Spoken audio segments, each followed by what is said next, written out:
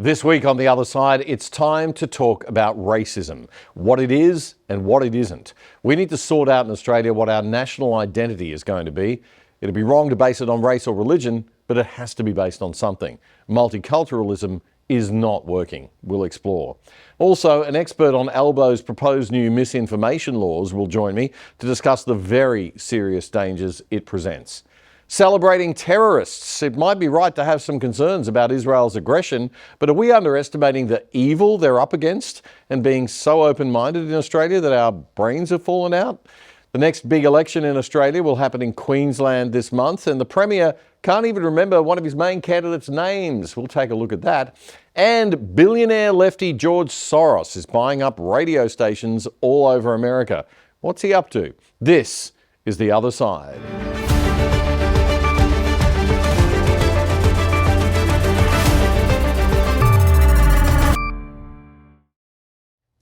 G'day Brisbane, g'day Darwin, g'day Australia. This is episode 330 of The Other Side for the weekend commencing Friday, October the 4th, 2024. I'm Damien Curry. The Other Side is your weekly analysis of the best news and commentary to get you smart for the weekend and the week ahead without the woke. And we have a new show dropping on YouTube every Friday night at 7 p.m. Australian Eastern Time. Our bias, we always declare it right up front, unlike you know who. Our leaning, our perspective on the news is centre right. Good old-fashioned, everyday, common sense Aussie values, we think, and we pay our own way with your voluntary support. Let's go. I think it's time in Australia to have a little chat about racism. What is racism and what isn't? I'm mixed race, and I was teased mercilessly at primary school and called Wog Boy every day. I'm married to someone of another race, again, and my kids are mixed race. I'm also half white and male and over 40. So now I get accused of having white male privilege. You can't win. Racism is a terrible thing. Real racism, that is. Real racism is discrimination against somebody prejudicially based on their apparent race.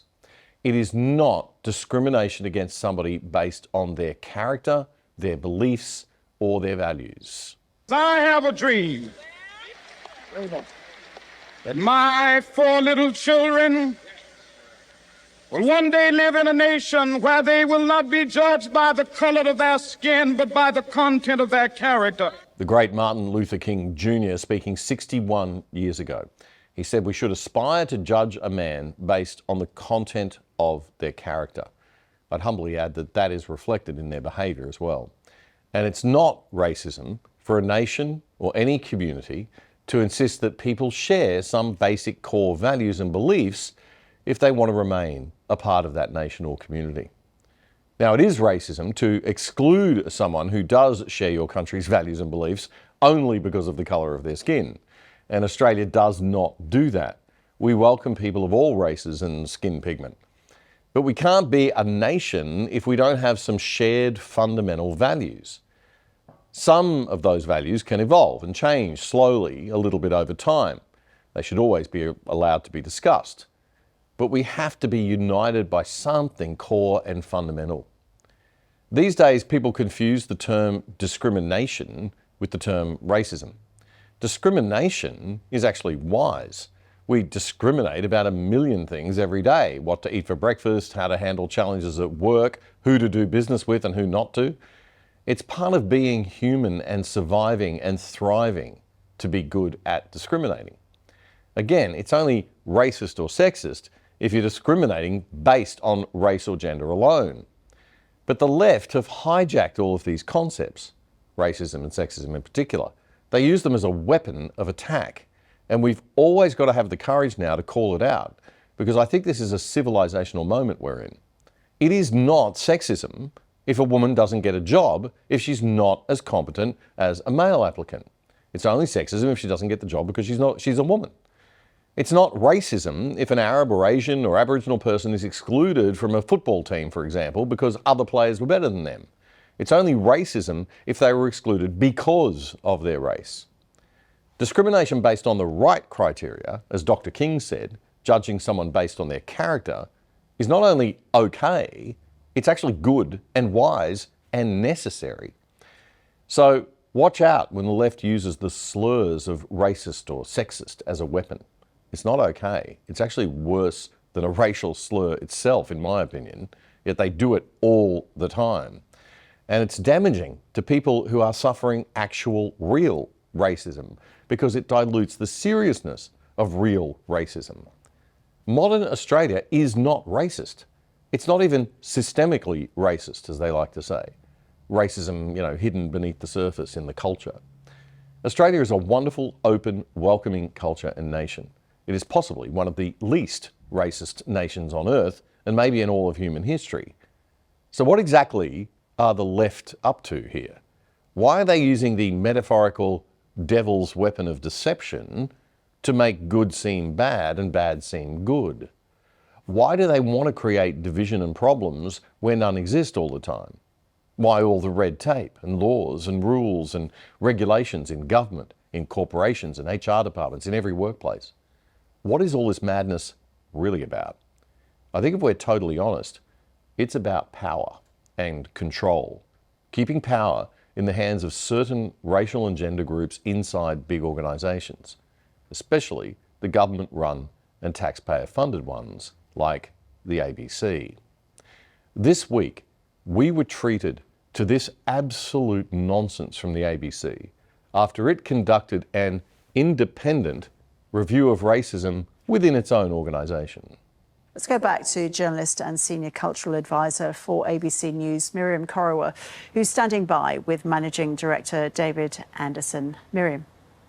Hello, thank you, Roz. Hello, welcome, Jinjawala, in the language of my ancestors, the Bundjalung people of the far north coast of New South Wales. Thank you, Managing Director David Anderson, for joining us here on this really momentous occasion. It's really significant that we take the opportunity to step into this new space, as I would like to call it, that's been created today, where we reflect on the legacy of what has been reflected on in this review and the steps that are being outlined in terms of how we move forward as an organisation.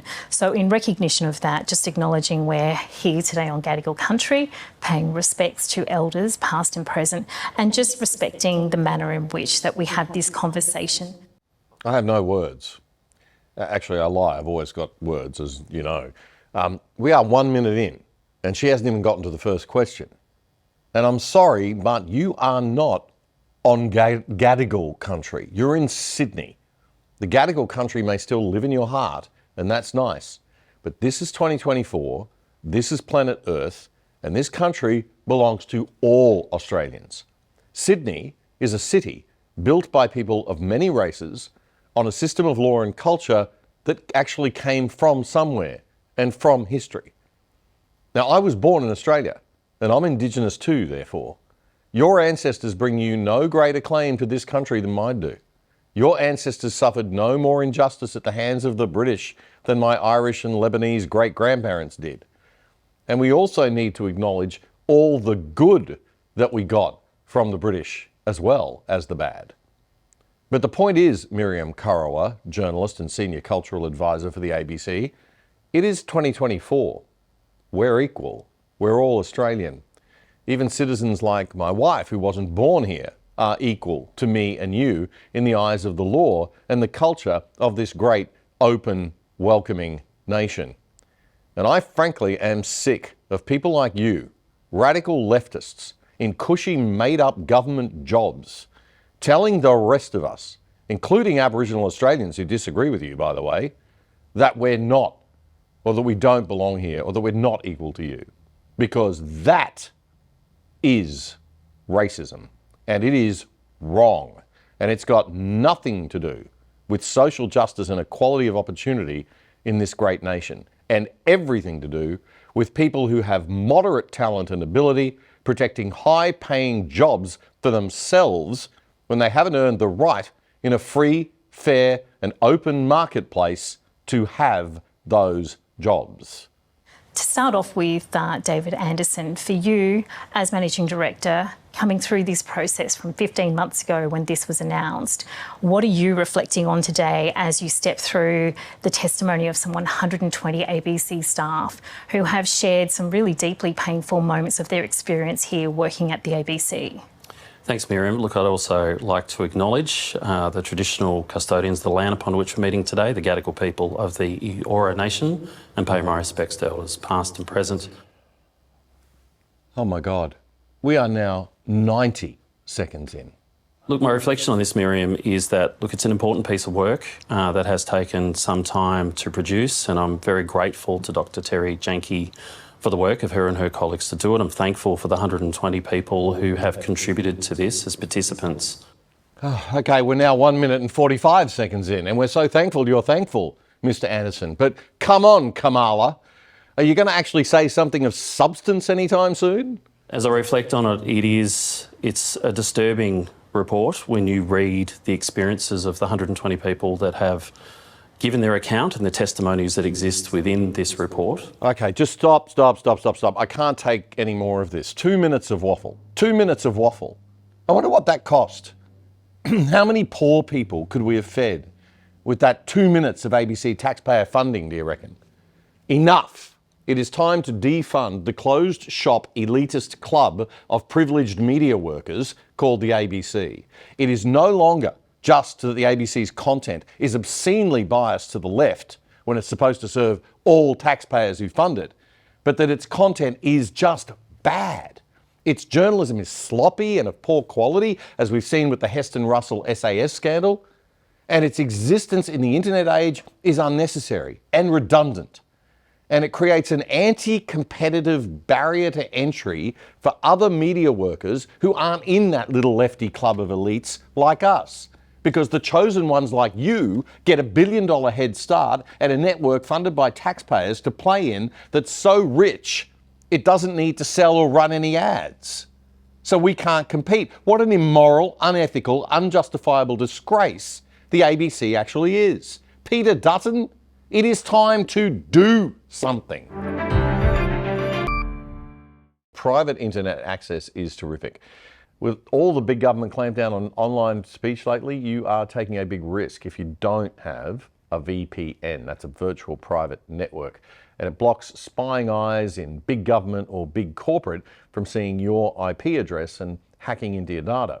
Now, it's super easy and cheap to set it up. It's not technical. Even I could do it. And even if you already have a VPN, you should consider switching to these guys, because since I have had zero reduction in my internet speeds, which was a bit of a problem with the one I was using before. And I don't even have to think about this one. It's just on automatically whenever I turn on my computer. And even better news is that the other side has secured a special deal for you, which will get you set up for 83% off the usual price and with 4 months free.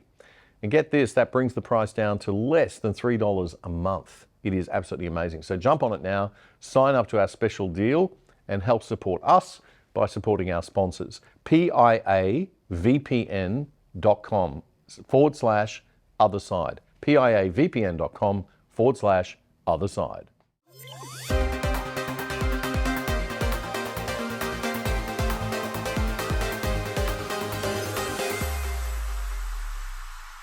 As we reported last month, we are in big trouble. This could be the end of the road for the other side and a lot of other independent media in Australia too, and for your free speech and free voice on social media.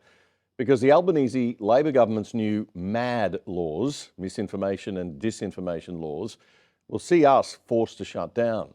Like a pre-crime, platforms like YouTube simply will not put themselves at risk of massive fines from Australia's power-mad bureaucrats and e-Karens. So no political content or commentary will be allowed on major social media platforms. And even if we were allowed, we couldn't afford to put ourselves at risk of prosecution, so we'd have to shut up shop. That would be a very good outcome for the establishment, and it's exactly what they want and why they're doing this. We said a couple of weeks ago that it's good for the Labor Green Party and it's good for the Liberal National Party, which may explain why even though this is the most illiberal, dangerous, free speech annihilating legislation to have come before our parliament in decades, the Liberal Party opposition was so slow to come out and totally condemn the law and just say, no, we're not having anything to do with it. Well, now they've at least said that they want the bill scrapped. But the Liberal National Party coalition says they're going to replace the misinformation and disinformation laws with new and improved ones of their own. Oh, great. That's some opposition, guys. Some protecting of free speech right there.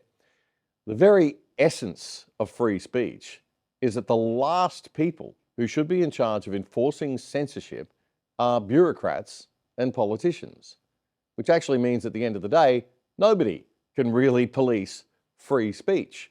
And that's how it should be. We have to allow speech that is offensive, dangerous, wrong, dishonest, hateful, and hurtful if we want to be truly free. This is why we have to be grown-ups and strong and capable adults and simply accept that we are the ones who decide whether we get hurt by what other people say. Now, we should still condemn hateful and hurtful speech and call out lies and deception loudly and strongly and shine the light of truth. But we do that with more speech, not with police knocking on your door and carting people away for what they wrote on Facebook like they do in totalitarian, authoritarian left-wing states like Britain, for example. We don't want to end up in the mess that the UK is in right now. So no, we don't want an alternative bill of laws on this from the Liberal National Coalition. Thank you very much. We want the thing burned and for it to never raise its ugly head again. Well, one political party that's not pulling any punches on this is the Libertarians, the Libertarian Party, formerly the Liberal Democrats. And joining me now is a man who's been studying this legislation very carefully as it's changed over time. He's the lead Senate candidate for the Libertarians in Victoria for the upcoming federal election, probably next year, Jordan Ditloff. Jordan, thank you very much for your time. Thank you for having me, Damien. Now, mate, you are a law graduate.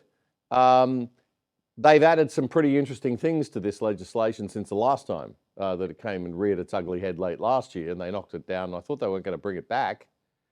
Why do you reckon they've brought it back, and how has it changed? Yeah, well, last time we spoke about this, I actually said to you that I thought they might not because it wasn't part of their legislative agenda. But this tells you that there are whips at their backs, and I think those whips are coming from the globalist agendas of the WEF and the UN and other sources. You can see these kinds of legislation being rolled out around the world, and I think that it's definitely not out of political survival instincts, that's for sure. No, it seems quite odd, and I mean, I have a reputation for being a bit slow on conspiracy theory adoption. I'm very, very careful about this, but the WEF, of course, exists. It's not a conspiracy theory. It's the World Economic Forum. It's where 3,000 of the world's top corporate and governmental leaders meet every year to discuss issues, to share policy approaches, to share legislation, even drafts of legislation. Small countries get copies of stuff that bigger countries are doing. Oh, you don't need to work that out for yourselves. We've already got a nice template for the laws there. That sort of soft manipulation of power.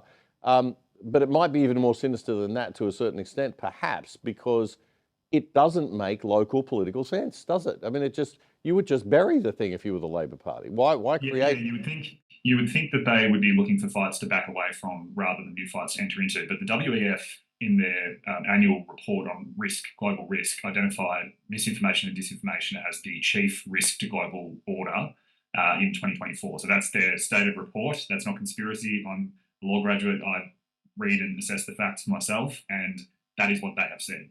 So to see then regimes all around the world seeking to advance this in the face of pretty determined domestic political opposition is, I think, telling. But you asked about the things that have been brought in. I didn't think it would be possible for a bill like this to be worse, but they've come away from really fierce opposition. There were over 30,000 submissions to the first draft of the bill, and what they've brought back is, if possible, worse. So how is it worse, Jordan? What's in there that wasn't in there before? I believe they've added a whole sort of categories of serious harm section with, it's like a vilification law, like we saw pushed through the Queensland Parliament the last sitting. You know, hate speech law that's been jammed into this now. Yeah, that's exactly right. And so what they've done is they've incorporated anti-vilification provisions, which make it misinformation to cause serious harm to groups of people based on their gender identity, their sexual preference, all manner of things that really should have no place in this kind of draconian censorship regime. They've also added some very interesting serious harms with respect to confidence in the financial and banking sector, which I think is very, very telling of how fragile the current state of things are in the Australian economy. If criticising the Reserve Bank or suggesting that fiat system might be getting manipulated with printing too much money, that could soon be categorised as causing serious harm to the system. That is just totally extraordinary to me. I mean, I lived and worked across the Asia-Pacific region for 20 years, and I lived in Asia. And I used to laugh at the fact that China and Singapore, which is relatively free state in a certain way, had these laws where at certain periods where you couldn't criticise, you couldn't not just criticise the bank or the national economy policy, but you couldn't even you know, give the statistics, give the data, give the economic data, and speak about that publicly. So we're moving in the direction of absolute totalitarian governmental control of basic, the right to basically criticise the Reserve Bank and its policy approach, and also other banks and other financial institutions. This is obscene. Here's another one. Here's another great one, Damien. The AEC is one of the sort of protected species in this bill where they say you can't criticise the Electoral Commission. Now, yeah, there was a case earlier in the year where Craig Kelly successfully defended an action brought by the AEC, where the judge in that case found the AEC adopted a determined and oppositional approach to Craig Kelly that was difficult to understand and incomprehensible. So that was found in court. If Craig Kelly had made those allegations as he did before court, under this new regime, he could be characterised as causing serious harm through disinformation. So it's just, you don't even need to look into the distant past to see very, very good examples of why we should be free to question and criticise these things. So we can't question and criticise our Reserve Bank. We can't question and criticise the Australian Electoral Commission. What else is it telling us that we can't do? Well, what it isn't telling us is just as concerning, Damien, as what it is telling us. And it doesn't even define the threshold of serious harm itself. And because this legislation, as we talked about last time we spoke about it, works by placing restrictions and frameworks on the social media platforms themselves rather than individuals, this will have an impact on individuals, but it will be the social media platforms that face the consequences. And so it will be them, not the government, who ultimately decide what is misinformation and what is not. And what that is equivalent to is the government placing a loaded gun at the head of social media platforms and saying, you know what to do, you know what the right thing is. And the predictable effect of this will be an incredible chilling effect. So it's what we don't know. It's what we don't know that is the most concerning about this bill, not even what's in it. Now there are some exclusions, I understand. Obviously we know on this show that it excludes legacy media, it excludes academics. So we can't criticise we can criticise the ABC or the academics, but the academics of the ABC themselves can't become victims of this misinformation and disinformation bill. Is that right? Yeah, well, you might remember that one of the features of the earlier draft of the bill was that the government itself was exempt from misinformation and disinformation, and they've realised that that might have been an optical bridge too far, so they've removed that very, very egregious exemption. But the ABC and SBS, which are government-owned media, as Elon Musk loves to paint them on X, which they hate, they will still be protected under the professional journalistic standards exemption. And I wonder if I'll be protected under professional journalistic standards. I mean, I am a journalist. I've had a big career. It'd be interesting to see what this show cops. Yes, yeah, but you might not be working for the right people anymore, Damien. That's what this bill seems to indicate. That something said by one of your counterparts on even Sky News might be not misinformation, but the identical statement made by you on this show might be misinformation. And one category exemption you didn't mention was satire. So essentially, someone saying the same sentence in a satirical sense might not be misinformation or might be exempt misinformation more accurately. Whereas the same sentence said with a straight face, seriously, and let's just imagine that satire has never said deadpan with a straight face. Oh no, satire never comes deadpan with a straight face. The whole point of satire is that you shouldn't be able to tell whether it's satire or not. And there's a channel that I'm sure you probably have a similar love-hate relationship to me with, which is Friendly Geordies on YouTube. Now, I think some of their content is, I don't agree with their politics, but some of it is very, very funny and very cutting and necessary. Right to the heart of it, and necessary. And he's a great and he, who is a massive ALP supporter, he loves Kevin Rudd, he loves, the ALP, he has said, why would any government do this? This will be abused. So he's come out and done a 15-minute video against it. So I think that's really telling. Right, and it just doesn't make sense. It doesn't make any sense, as you said at the start. We're going around a big circle because, so who's pulling the strings? What's the driver here? It's hard not to get a little bit sort of conspiratorial about thinking about that. Okay, so comedy and satire are exempt, but so we just turn the other side into a comedy show. We might have to get into the comedy business, you and I. A little hat on, that's all I have to do. Damien, this bill is just the first of a number of legislative plans that the government has and that future governments will have. They're talking about an integrity in politics omnibus bill, which would seek to introduce misinformation and disinformation provisions specifically for elections. That's what they want, to be in a position to arbitrate the line between what is true and what is not, to silence and stifle dissenting voices and political and media competition. So this bill is the worst of both censorship and protectionism. Yeah, it really is. So it's great to see we've at least got one political party, albeit a small one at the moment, but hopefully growing. You guys are standing up against it loudly and clearly and with the right political ideology, I think, and philosophy behind it, Jordan. It is deadly serious. We do joke about it, but this is deadly serious for our country. We lose free speech, we lose everything. So just to wrap up, you've got, what do we do? Where do we go from here? How do we protest this? I understand that probably too late for a lot of our viewers, but those watching as the show comes, our show releases and drops on Friday nights. So those watching Friday night, Saturday morning might be able to participate in a rally, I understand, in Melbourne. Yeah, absolutely. So we've got a free speech rally tomorrow from 11 till 2 at Flagstaff Gardens. This is not just a Libertarian Party affair. We've got Warren Pickering, my counterpart, the lead Senate candidate for One Nation. We've got Ruben from the Free Speech Union, Crystal Mitchell and others. And really this is just about pushing back, making our voices heard against this bill and demonstrating that even in Victoria, the harshest socialist hellhole in the country, there are people who are opposed to this bill. Great. Thanks for your time, Jordan. People can keep an eye out also for similar events in other parts of the country, but I think we've all got to get right behind this. Jordan Ditloff, the Senate candidate for the Libertarian Party in Victoria, joining us there. Thanks, Damien. Did you know that for every 2 to 3 teachers in Australia working hard in classrooms across the country, there is one taxpayer-funded bureaucrat sitting behind a desk doing admin and making and enforcing rules and regulations that make those teachers' jobs even harder? That's right, one bureaucrat for every 2 to 3 frontline teachers. That's how bloated our public service has become. But you'll never hear about it from the regular teachers' unions because they also represent many of those public servants. So says the leading alternative teachers' union in Australia, the TPAA.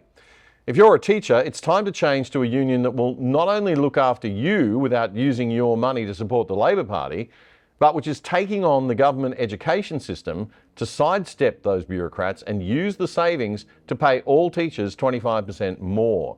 The current waste must stop.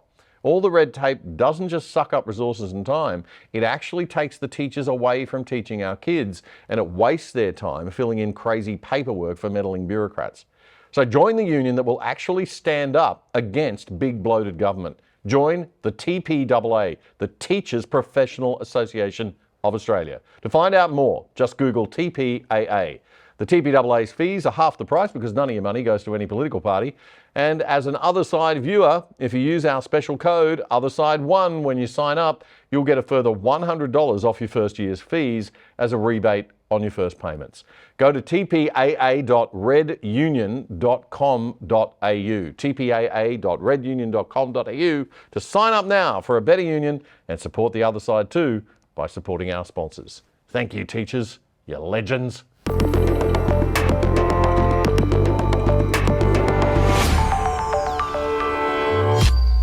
Well, we're back from a week off, which has allowed some time for reflection among the Other Side Brains Trust. And I got to tell you folks, things look kind of crazy right now. So in Sydney and Melbourne last weekend, we could see for ourselves the depth and extremity of quite radical Islamism in Australia. After the killing of Hassan Nasrallah, the leader of the Iran-backed terrorist organisation that hangs out in South Lebanon around Israel's northern border, Hezbollah, some people coming out into the streets to mourn the death of Nasrallah. Have a listen to this young woman addressing a crowd at Sydney Town Hall. Sayyid Hassan Nasrallah, the leader of Hezbollah, was murdered yesterday. This is a war crime. And Israel proves once again it will violate all rules for engagement and act with full impunity. Now, there's been a big kerfuffle this week, right? Because they want to protest again on the anniversary of October the 7th. Do you think, guys, that you could just leave one day alone? Do you think you could just show some respect on one day to the Jewish community and to the Israeli community?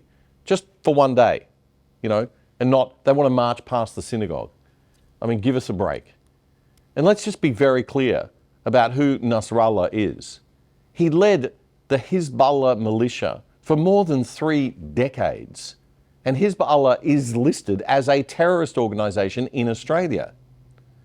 The group protesting in Sydney were also mourning the death 2 months ago of Ismail Haniyeh.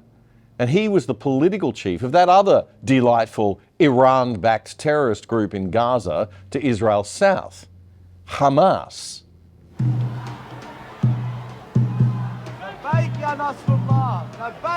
This comes following the murder of Haniyeh, the former stronghold on the negotiations of a ceasefire. So she and many in this crowd are mourning the deaths of leaders of 2 of the world's worst terrorist groups, Hamas and Hezbollah. Can you believe this? Crowds also gathered for vigils at 3 Sydney mosques on Monday night to pay tribute to Nasrallah. And did you catch the Greens flag there in the video? Yep, this protest was fully endorsed by the Greens. Green Senator Mehreen Faruqi was at the protest in Sydney. She is the deputy leader of the Australian Greens, Australia's 4th largest political party. Or is it 3rd now? There are 2 Greens in the Queensland State Parliament up for re-election in a few weeks. Please remember that when you vote Green. You are not voting for the environment. You're voting for radical leftism and radical Islamism disguised as an environmental party. And then there was this report from your ABC's afternoon briefing.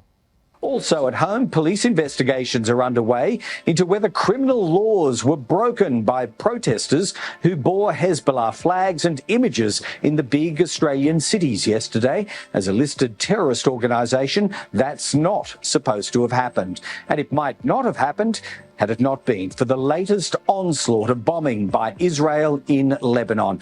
As it took out Hezbollah's leadership, we will get some analysis. So Israel's responsible for the protests in Australia, right? Okay. And Israel was responsible for the thousands of rockets that were fired upon it by Hezbollah, Hamas, and Iran, I suppose. I mean, could you twist the narrative any further, guys? Really? It's bad enough having an ideologically driven, biased national broadcaster in peacetime. It's downright dangerous in a time of war. Let's hope there's no war on the horizon involving us or any of our major allies. In any case, Peter Dutton was rightly having none of the ABC's nonsense this week when he copped this ridiculous question about Hezbollah. What, sorry? What determines the fact that Hezbollah is a terrorist organisation, even though many... Where are you from, I'm sorry? Which organisation? ABC. ABC. So what's the question from the ABC, just to be very clear? I just wanted to find out because groups have commented on the hip hop. No, but you asked about the listing of the organisation. I just didn't understand that question, sorry. Yeah, so... This is a question from Canberra, is it? You're reading it from the no, phone? So I just wanted to ask, in terms of looking into that for the investigation, you've asked the Prime Minister and the Minister to direct the AFB in its investigation. No, that wasn't the question you asked. What was the question you asked? I just wanted to... No, you asked the question about the listing, so I just want Yeah. you to just ask that question again. Could you sort of explain what determines something as a terrorist organisation? Well, I had presumed, up until this point at least, that the ABC supported the government's laws, and the government has passed laws supported on a bipartisan basis, but not by the ABC, it seems, in relation to the prescribing or the listing of a terrorist organisation. Hezbollah, under Australian law, is a listed terrorist organisation. Now, if the ABC doesn't support that, they should be very clear about it, because I think that's quite a departure. But you asked me why our country has listed Hezbollah. They're a terrorist organisation. They organise terrorist attacks. And if that is not clear to the ABC, then I think the ABC is in greater trouble than even I first imagined. That clip from Sky News via Rebel News, that was Tuesday. Now, a little update on that story. The Journalists Union, which is really a bigger than Journalists Union, the Media, Entertainment and Arts Alliance, has come out since and made a declaration condemning Peter Dutton for bullying that journalist. Now, if that was bullying, we've lost the plot. That's not bullying, that's just standing up and saying, sorry, repeat the question, ask the question you asked, and showing the ABC up for what it is. And isn't that young woman strong enough and capable enough to be able to handle that? Isn't that the narrative we're always told, that women are strong and capable? Why is she suddenly being a victim in this situation so quickly? The Media, Entertainment and Arts Alliance, by the way, is a left-wing organisation. It's a left-wing leftist union, and it's not appropriate that journalists be members of such a union. We need to get back to the Australian Journalists Association. We need an independent professional body for journalists that's politically balanced. If journalists need to have an association and join one. The MEAA, I don't believe, does much for journalism. So this is very serious stuff, folks. We've got to decide on our moral position in this country. Can you imagine if there were people marching in Sydney and Melbourne after the death of Osama bin Laden with framed photos of him mourning his death, or worse, the Bali bomber? If we can't have moral clarity when it comes to who the good guys are and who the bad guys are, when you're talking about terrorist organisations backed by a violent authoritarian dictatorship like Iran, then we have seriously lost our moral compass as a nation, and we stand for nothing. It's not hard to blame our federal government for that when you have our Prime Minister lecturing Benjamin Netanyahu about how he should prosecute this war. I say to Prime Minister Netanyahu that he needs to listen to the international community, just like the other players in that region need to listen to the international community. The calls are very clear. Oh yeah, I'm sure Netanyahu will be prioritising that advice. File that under I don't GAF, would you please? This, of course, has nothing to do with the Muslim votes voting bloc in southwestern Sydney. Nothing whatsoever. And if that wasn't enough, the Foreign Affairs Minister Penny Wong addressed the United Nations, scolding Israel about rules of engagement and lecturing it on how it must handle this war. Yet the only hope to finally break the endless cycle of violence for a secure, prosperous future for Palestinians and Israelis is a Palestinian state alongside the State of Israel. And the international community, including this Security Council, must work together to pave a path to lasting peace. We cannot wait for the parties to do this themselves, and we cannot allow any party to obstruct the prospect of peace. Ah, okay. Penny's got it all sorted, folks. All good. There'll be a two-state solution, and Israel just have to suck it up and deal with neighbours who want them wiped off the map, attacking them every so often. I'm glad we've got all that worked out. Thank you very much, Penny. Arsen Ostrovsky is an Israeli-Australian human rights lawyer who currently serves as CEO of the International Legal Forum, the ILF, an Israel-based global network of lawyers and activists across 40 countries. They've been at the forefront of advocating for Israel, especially in the wake of the October 7 attack. Now, he's got more than 300,000 followers on X, and he had this response to Senator Wong this week. Dear Australia, You are surrounded by water. Your biggest concerns are which beer to drink and not getting hit by a kangaroo crossing the street. Israel is surrounded by jihadists on every border, seeking our annihilation. So please take your advice and stuff it. Fair call, mate.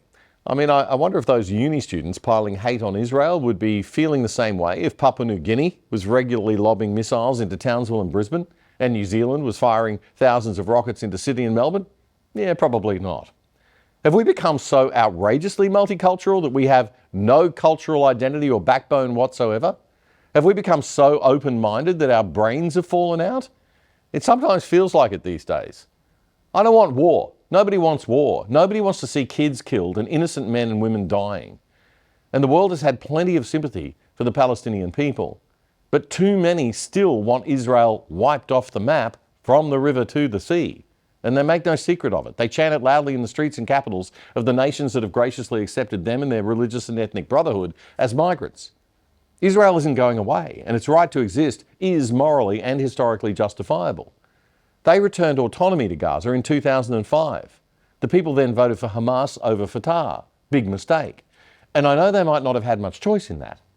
But Hamas, instead of building a shining city of prosperity by the sea, used the wealth donated by friends to build tunnels and bombs.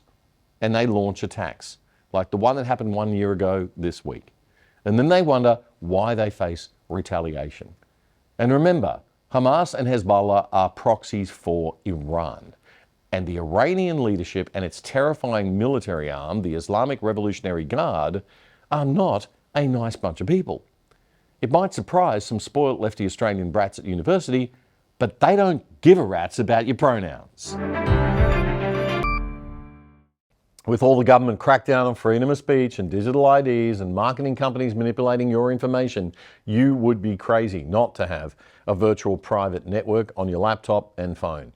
In fact, all of your devices. I was once a bit afraid of how these things work, that they might, slow down my internet speed or be too complicated to set up. But private internet access is terrific. And when you buy from them, you're supporting the other side too, because they're one of our sponsors. So to help keep yourself safe from big government and big corporations with a VPN, get onto private internet access. We have done a fantastic deal just for other side viewers. You're going to get 83% off the usual price and 4 months free. That brings it down to just $2.68 a month, a half a cup of coffee. It's amazing. You just got to use the special access code that you can see on your screen right now. That is piavpn.com, piavpn.com/other side, and you'll get that discount if you do that, okay? It's super easy to download, super easy to get running. Literally just takes a few minutes, and it's always on. It didn't slow down my internet speed one bit. And a side benefit is that I can now watch Netflix using my Netflix account as if I'm in any country in the world, which opens up the whole global Netflix library to me. And best of all, by using PIA, you're supporting the other side in a very big way and helping us to keep on providing an alternative to the mainstream media focused on Aussie news. piavpn.com/other side. Get on it.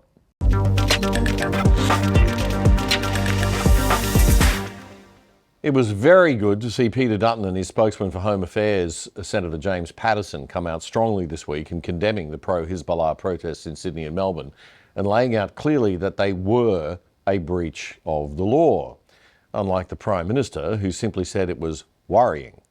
The federal police originally said that they didn't think the displaying of the Hezbollah and Hamas symbols themselves was a crime, but Senator Paterson says that's just not right. There are 3 potential federal crimes that may have been committed. 1, it's an offence under the hate symbols laws to publicly display terrorism symbols. 2, it's an offence to incite violence against any ethnic or religious group. And 3, it's an offence to glorify or encourage terrorism. Senator Paterson told Sky News this week that the failure to enforce the law is the problem, and that brings even more troubles. The failure of police to enforce the law and the failure of the Albanese government to ensure that they do so has emboldened extremists in our community, and we now have people walking around Sydney and Melbourne chanting that they are in the service of Hezbollah, a listed terrorist organisation. It is a crime to be a member of Hezbollah. It is a crime to assist Hezbollah. And if those laws aren't enforced, expect to see a lot more of this. Now, I've got some Lebanese blood from many generations ago, and I'm not happy about seeing Beirut being bombed or, I've never been to Lebanon, but it does concern me. It's obviously very sad and very depressing, and the whole thing is very troubling indeed. But Israel is at war with Hezbollah, and you have to understand that Hezbollah have been firing rockets into Israel repeatedly. And there comes a point where you've got to just draw the line and say enough is enough. Now, maybe Israel's going too far in some of its retaliation, and I hope that they keep it as managed as they possibly can. But it is difficult in the fog of war. And that was Senator James Paterson speaking to Sky News. He said that Albo's Home Affairs Minister, Tony Burke, remember Tony Burke? He's the guy who thinks Candace Owens, the Christian mother of three and superstar American conservative commentator with some strange ideas about Zionism, he thinks that she's a big enough threat to have to be kept out of Australia, but that it's totally fine to let 3,000 Gazan refugees in, mostly unchecked. Yeah, that Tony Burke. Anyway, Senator Paterson says that Tony Burke hasn't done anything to protect Home Affairs and deal with protesters breaking the existing laws. Burke said that he might cancel a visa if it's brought to his attention, but Paterson says that that is just an empty and hollow threat. As far as I'm aware, in the last year, despite all the displays of incitement to violence against the Jewish community, despite all the displays of support for Hamas and Hezbollah, I'm not aware of a single visa being cancelled because of someone's involvement in these protests. So frankly, it's a pretty empty and hollow threat from Tony Burke to say that he'll cancel visas. How about you actually do that? How about you actually cancel a visa, and then we might take you seriously? Peter Dutton's Shadow Minister for Home Affairs, Senator James Paterson, speaking with Sky News this week. You can catch us here on The Other Side every Friday night from 7 p.m. Australian Eastern Daylight Saving Time, I think, kicking in soon on YouTube. If you'd like to support us, the best way is to support our sponsors. And one of them is Public Internet Access, piavpn.com/otherside to get 83% off your internet security. Another way is to tell all your friends about the show. Please do that they can catch up on the best news and commentary of the week without the woke in just an hour by watching or listening to The Other Side every weekend. And subscribe to our channel on YouTube. It's free. Just hit the subscribe button and the little bell too, and that'll notify you when we post anything. Also, if you're feeling generous, feel free to send us a super thanks donation. You can do that by clicking the little $ thanks icon under the video frame on YouTube. And you can also follow us on X, Twitter, at OtherSideAus. OTHERSIDEAUS. It all helps.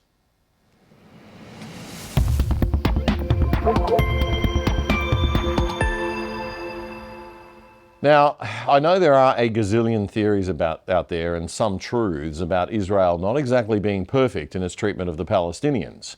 One staunch critic of Israel was the main guest speaker at a Sydney event earlier this year, put together by the classical liberal centre-right think tank, the Centre for Independent Studies in Sydney. It also had defenders of Israel speaking at other times. But the speaker in May, and you can watch the whole thing on YouTube, just search up the Centre for Independent Studies, the speaker was Professor John Mearsheimer. He's one of the most respected professors of political science in the world. If anyone could make me think Israel was at fault here, someone like this man, as he is described, could. Professor Mearsheimer appeared on Piers Morgan's Uncensored show this week, and so I watched. Because like you, I need shortcuts to tell me what the best arguments are for the other side. And I want to hear those arguments from the people who are presented as the smartest and mostly objective. Now, since the October 7 attacks by Hamas in the south of Israel, back up in the north, their Iran-backed terror group Hezbollah has been firing rockets into Israel. This has displaced approximately 60,000 Israelis from their homes. Piers Morgan began by asking Professor Mearsheimer whether Israel had a right to defend itself, to which he said yes. But he said that he doesn't think Israel's attacks will work because Hezbollah will just keep fighting back with more rockets. Meanwhile, he agreed with the International Court of Justice's position that Israel is committing genocide in Gaza in its war with Hamas. And what I liked about this interview is that Piers kept putting the counter-arguments to him to address, like the fact that Israel faces an existential threat from its enemies, Hamas to the south, Hezbollah to the north, and ultimately Iran. when you have an enemy so publicly and brazenly saying we're going to commit terror attack after terror attack against you of that magnitude, what else do you do when those terrorists operate amongst civilians and build huge tunnel systems around civilian locations? How else actually do you go after them? Well, first of all, Piers, the idea that Hamas or Hezbollah represent an existential threat to Israel is not a serious argument. Just take Hamas, for instance. There's no way Hamas could capture for any sustained period of time territory inside Israel. It's not like October 7th happened in a vacuum. It's not like the Palestinians in Gaza were a bunch of Nazis who were just simply interested in crossing the border into Israel and murdering large numbers of Jews. The Palestinians were basically prisoners in this giant open-air prison. And what they were trying to do was get out of that situation, and one can hardly blame them. Okay, so that's an intelligent representation of the other side of the argument, if you like. But I'm having a lot of trouble with it. I don't know about you. An open-air prison, really? I mean, is there no border with Egypt to the south and a vast, beautiful coastline off Gaza? Could Hamas, in its 18 years in power in Gaza, not have used the billions that was funneled to it by well-meaning foreign nations to build industry and trade? Couldn't it have built relations and trade ties and goodwill and prosperity with Egypt or any of the Arab countries and neighbours who have for decades claimed to support Palestine? Couldn't it have strengthened positive relations with Israel, which was already allowing thousands of Gazans to cross into and work in Israel daily? Building trust over time, if it really wanted to bring peace and prosperity to its people and grow a strong state alongside Israel, it would have been a good thing to do. And then to say, who could blame them in reference to October 7, as Professor Mearsheimer did then? I'm sorry, but that's just unacceptable to me. And Piers took him to task on it. But it's not as simple as that, is it? Because Hamas had power since 2005. It's pretty obvious now they spent the billions of dollars that were funneled their way in building this intricate tunnel system and in plotting to attack Israel, isn't it? I mean, I think a lot of people, the people I feel sorry for are the Palestinians who did not want to be under Hamas control, who didn't vote for them, and who could recognise, as many of them will have done, that this was a pathway to madness. And what they did on October the 7th, that the sheer scale of it, I mean, 8,000 people or more were killed or wounded in that attack. It's one of the worst terror attacks of modern times. So when you say that you dispute their ability to be an existential threat, well, actually, if they carried on doing that kind of thing and Hezbollah joined in with far more firepower as they have, and Iran believed they really had Israel on the back foot, and they got others involved as well, then it could be an existential threat to Israel. Couldn't it? No. I mean, I think what you're missing here is the big picture. I mean, what's going on is that Gaza and the West Bank are part of a greater Israel. And this greater Israel is an apartheid state. And if you look at how the Palestinians in Gaza and the Palestinians in the West Bank live, it's hardly surprising that they're trying to rebel against Israel. If you were a Palestinian and you were living in Gaza, I can be certain that you would be resisting against the Israelis the same way the Palestinians are. Really? I'm sorry, but I would not be launching rockets and doing terror attacks, and nor would any sane person. I think in one interview, this esteemed professor seems to have shown himself up to be an apologist for terrorism. I do dispute your characterization of the threat as not being remotely existential, given you have them backed by Iran, and given Hezbollah certainly is a far more dangerous and far better armed and more populated group of terrorists than Hamas. If they all got together, I think, and others joined in and felt they had Israel on the run, I can see why Israel feel the way they do. How Hezbollah or Iran or Hamas is an existential threat to Israel. Explain to me. Well, when you have how are they an existential threat? Well, when you have tens of thousands of terrorists intent on committing heinous, large-scale terror attacks, that is an existential threat, isn't it? No, it is not. You don't have tens of thousands of terrorists. There are probably about 30,000 fighters in Hamas and 30,000 fighters in Hezbollah. They don't have tanks, they don't have infantry divisions, they don't have artillery. In what way could they possibly be a threat to Israel, which is the most powerful military force in the Middle East? And furthermore, is joined at the hip with the United States. So he's never heard of biological, chemical and nuclear weapons. He's not aware that terrorism is about guerrilla-type attacks, small numbers of people doing large damage. Israel may well be backed by the US, but Hezbollah and Hamas are backed by Iran, which is in turn quite cozy with other superpowers. In what way could they possibly be a threat to Israel, which is the most powerful military force in the Middle East? And furthermore, is joined at the hip with the United States. Well, surely we saw exactly what kind of threat. This is not a serious argument. I'm about to give you an answer, which is that on October the 7th last year, we saw exactly what a serious threat it was. 2,000 Hamas terrorists came over the border and committed a series of appalling massacres. So right there is the threat, isn't it? By Israeli accounts, 1,200 people died. This is truly regrettable. Nearly 7,000 were wounded. Died. Nearly 7,000 were wounded. Represents an existential threat. Well, nearly 7,000 were wounded. I mean, if you extrapolate that to America and a country of that size, then you're talking about 30 9/11s. How is Iran in any meaningful way going to threaten the survival of Israel?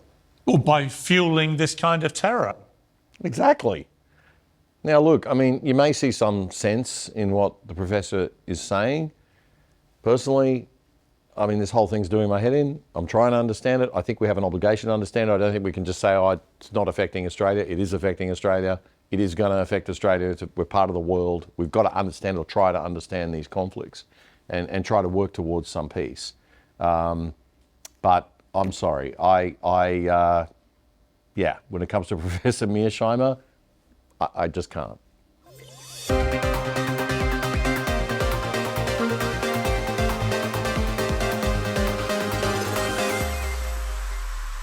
Well, we're coming into a cycle of elections in Australia in the next 6 months or so. The ACT Territory Government will go to the polls in 2 weeks on Saturday, October 19, for its 25-member Legislative Assembly.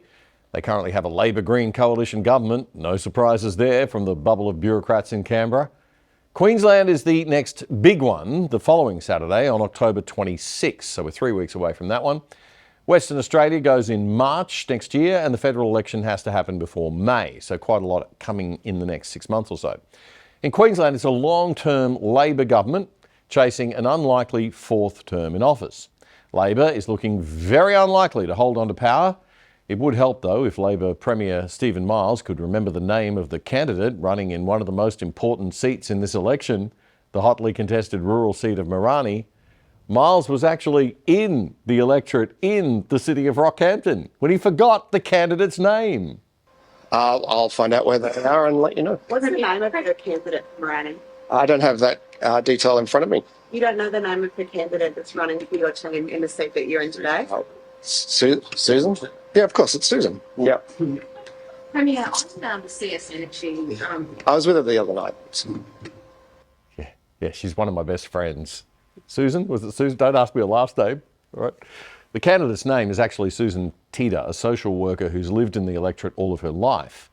Now, that wouldn't have been so bad if he wasn't actually in her electorate at the time. God help us all. Anyway, Labor's been trying every trick in the book, including a number of what kind of look like election bribes. Are we still allowed to express an opinion like that in Australia? Too harsh? Not bribes? Okay, maybe they're not bribes. Maybe just persuasions. 50-cent public transport fares, $1,000 rebates on electricity bills for Queenslanders. Basically borrowing money that the state doesn't actually have and ploughing it into election time giveaways. Very, very ethical stuff from Labor there. The less informed Queenslanders are falling for it big time. They're not realising that they are the ones ultimately paying for it, or that their kids will be. And the kids themselves don't seem to have a clue and are happy to vote Labor or go even further left and vote Green. There's a few smart ones that watch this show, I know that, but yeah, it's pretty tragic. By the way, check this out. This is fantastic. This, folks, is the brochure that's being dropped in the inner western suburbs, Brisbane electorate of Maiwar for the Greens. Oh, sorry, did I say brochure? I meant tree-killing 20-page booklet. 20 pages, all for the Maiwar incumbent Green MP, Mr. Michael Berkman, who's seeking a third term. Never mind the environmental impact and hypocrisy of this tree killer, but who's paying for all this stuff? Full colour, 20 pages. The Greens candidates are appearing on a lot of billboards around Brisbane too. Someone is funding them handsomely. I don't have a clue who, but I wonder which industry serves to benefit the most from Greens being elected. The windmills in my head are spinning. The solar panels in my brain are lighting up, but I just can't think of what industry might be ploughing money into the Greens. Anyway, it'll probably come to me later in a bright flash of electricity, I'm sure. Anyway, I'm excited to announce that we are launching a special little video podcast on YouTube for the election. We'll be dropping a long-form chat every Sunday night at 7:30 p.m. Eastern Time. All you've got to do is watch. All you've got to do to watch is to go to our channel on YouTube anytime you like, and you can do that by clicking on the round other side logo on your YouTube app. There you will see 3 playlists on our channel. The full show playlist, where we put all of our full weekly 1-hour shows. The episode segments playlist, where we put all the nightly segments that we clip out of the main shows each week, for people who like to watch the show in segments throughout the week. And a new folder called The Other Side Extra, where you'll find these extra special podcast-style interviews. And this week, for our Queensland election special discussion, I was joined by Dan Petrie, a former data editor at Bloomberg and a columnist with News Corporation's Queensland Sunday Mail. Our full half-hour or so interview is there for you to watch, but here's a short clip. Dan gave us his forecast for how he thinks things will play out in the Sunshine State for Labor and the Liberal National Party. The Australian Institute of Progress did some research, and the latest polls came out that said that the two-party preferred vote is now 55% LNP, 45% Labor, so it doesn't look like the LNP can lose.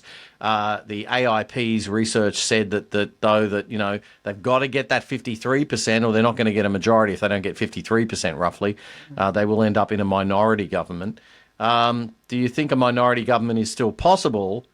And do you think a minority government is actually all that David Crisafulli and the Liberal National Party frontbench really deserve at this point?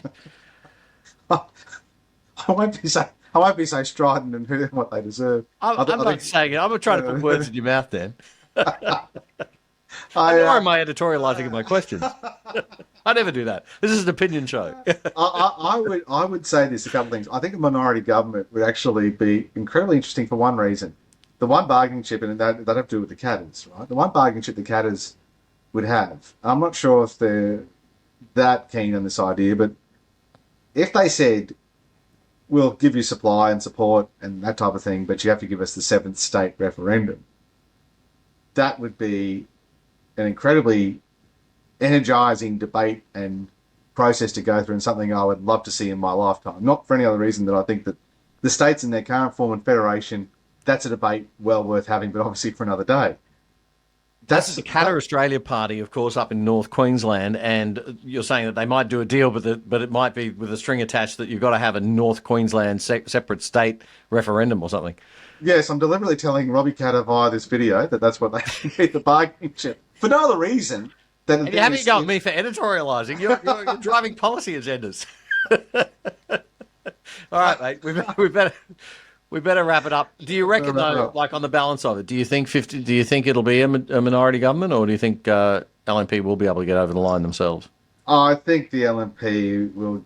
I do think that when the government's on the nose, they're on the nose. I think we just don't know what Brisbane will do. Remember, the LNP hold 4 or 40 seats in Brisbane, and I suspect that they could do quite a lot better than they have in the capital. Plenty of room for improvement in Brisbane itself.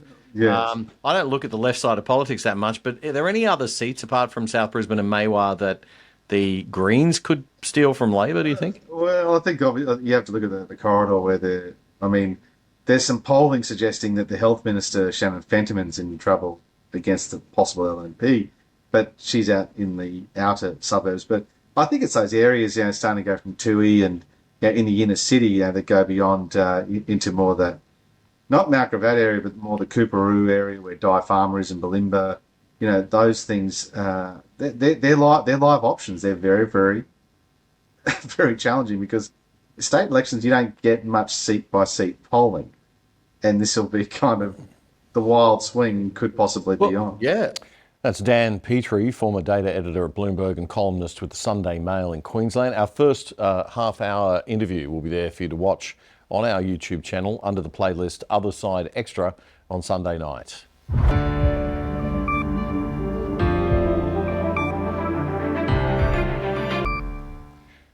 American billionaire George Soros, a man who's known for being a mega donor to the Democrats in the US and a prominent left-wing activist, is taking a major share in 200 radio stations across 40 markets in the US, reaching around half the country's population.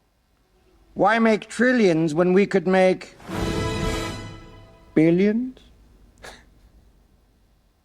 Now, I have no problem with someone buying media and using it to promote their beliefs and ideas. We live in a free market and free speech countries, or at least we're supposed to, and I hate over-regulation. So Soros can buy or do whatever he likes, so long as everyone else can too.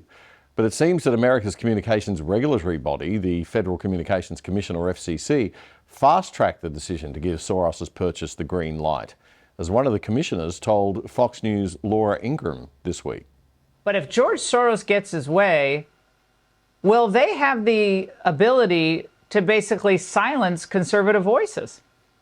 Look, this Soros-backed group is looking to buy the second largest radio station group in the country. We're talking over 200 radio stations across more than 40 markets. That's FCC Commissioner Brendan Carr. America's FCC has 5 commissioners, at the moment 3 Democrats and 2 Republicans. Mr. Carr's obviously one of the Republicans.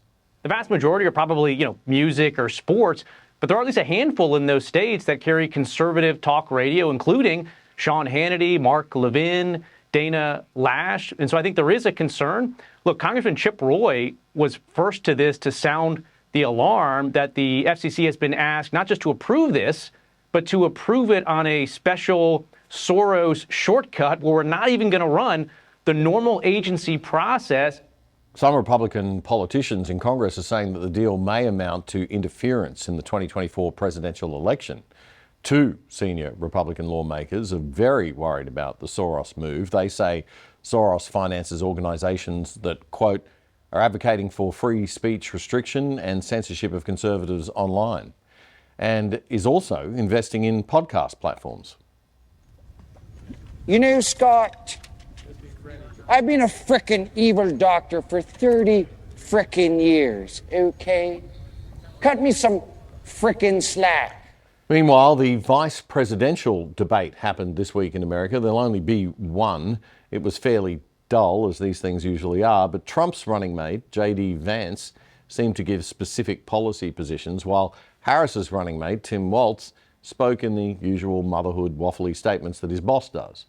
In the latest polls, Harris is ahead in all the major polls by at least a couple of points, but the New York Post newspaper says new polling from the main swing states reveals that momentum is building for Donald Trump, putting him in front in North Carolina, Georgia, and Arizona, while he and Harris are tied in Pennsylvania. The paper says that if those numbers hold up, Trump will have 262 electoral college votes in the bag, and Harris's path to victory would then be quite narrow. You need 270 electoral college votes to win the presidential election, and each state gets a different number of votes.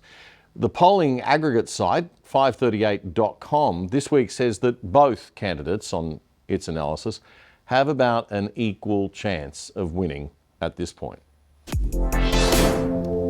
And that's all we've got time for this week on The Other Side, your weekly summary of the best news and commentary without the woke. Please remember to tell your friends about the show. Follow us on X and YouTube.